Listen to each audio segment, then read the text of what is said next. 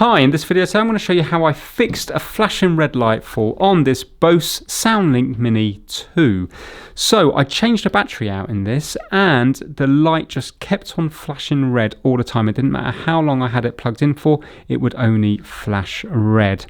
So what I did is I went onto the Bose Updater website and then I tried to update it, but it already said it was up to date. But did you know there's a hidden little menu, an advanced menu, and that allowed me to force through the update, and ever since then it started to work. So let me show you. This is the Bose Updater. You can just Google Bose Updater or go to btu.bose.com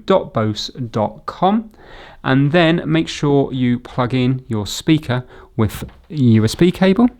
So plugging it into the computer.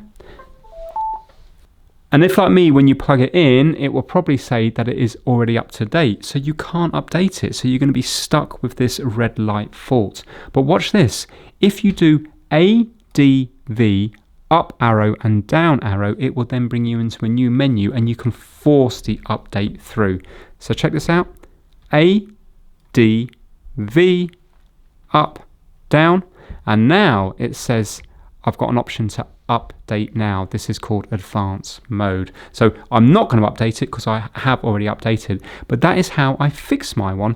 And then it took about 10-15 minutes to go through, and then halfway through it was turning itself on and off, and then at the end it started to charge, and every time I plugged in the charger it made the charging tone, and I didn't have that before. So if you have the problem with your Bose system where you can't charge it, definitely try to do the Bose Updater, and if it doesn't work normally, do ADV up down and you might find it starts working again. Thanks for watching.